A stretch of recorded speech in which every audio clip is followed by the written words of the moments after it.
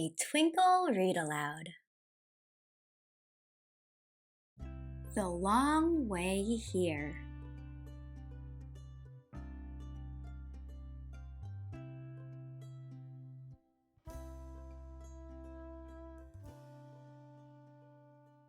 Teddy could feel Maria's arm clutching him tightly. Maria was standing by the gates of her new school. She hadn't told Teddy that anything was wrong, but she didn't need to.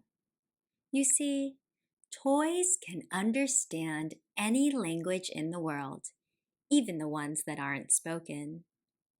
Teddy could tell how Maria was feeling by the way she held him. Something had been wrong for a while now, ever since they had started the big journey. Having to leave home was upsetting, and the weeks that followed had been long and hard. But the journey was over now, and still, Maria clutched Teddy like she would never let go. Maria had always loved school back home, but this new school was very different.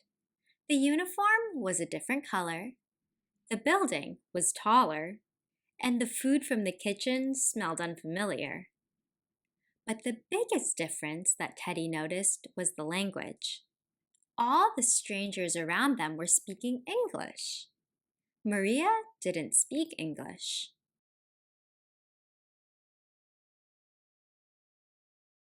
A kind-looking teacher walked over and took Maria's hand.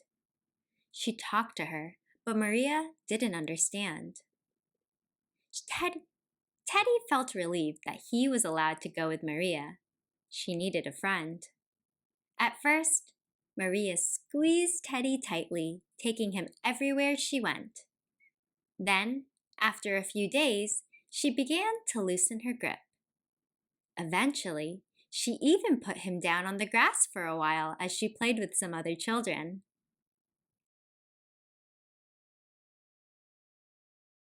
"Hello," said a voice. Teddy turned around to see a friendly-looking robot sitting on a log nearby. "Hello," he said. "I'm Teddy. What's your name?" "I'm Zinger," said the robot.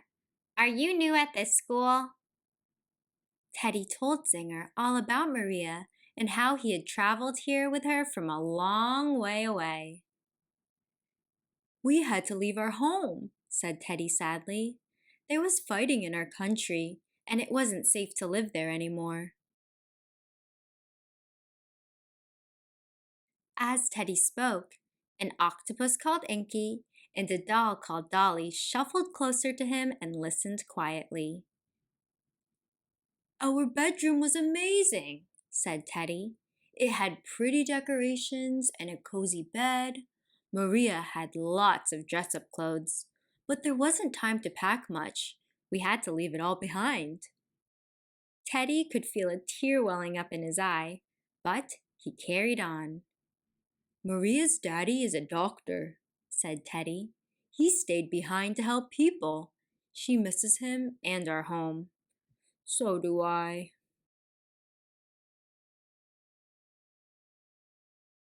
"I understand how you feel," said Zinger softly. "My little boy, Habib, and I were new here once too. We had to leave our home because it wasn't safe to stay there either. How did you travel?" "We had to walk a very long way," said Teddy. "Sometimes Maria was too tired and hungry to walk by herself. Her mom had to carry us both. We walked for days and days."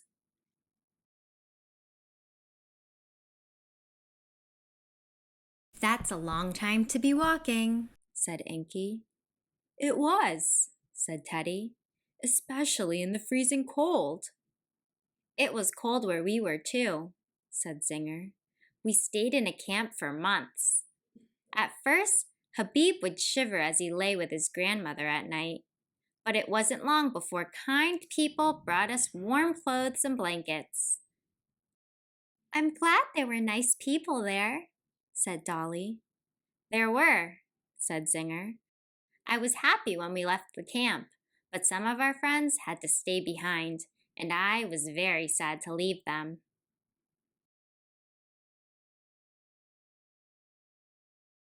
That's how I felt about our friends on the boat, said a dinosaur called Maz.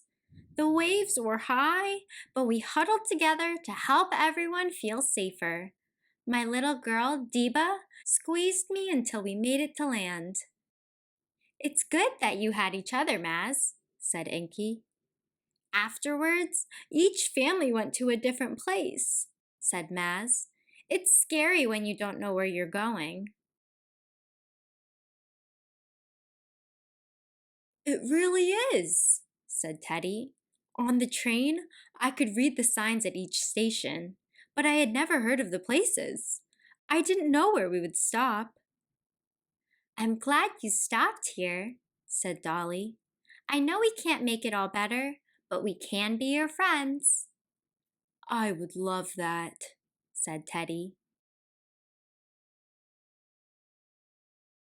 Bunny misses her home too, said Inky, but she doesn't like to talk about it.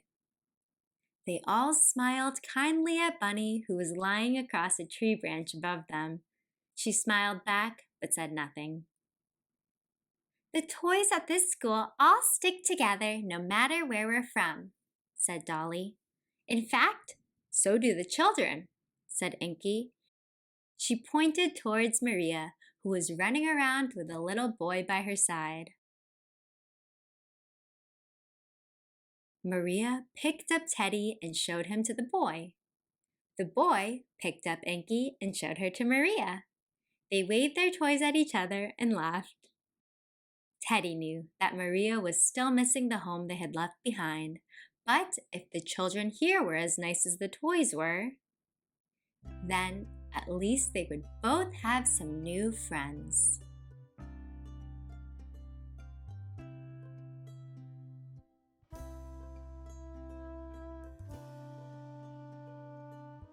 Thanks for joining us. Subscribe to Twinkl Teaching Resources USA for more Twinkl Read-Alouds.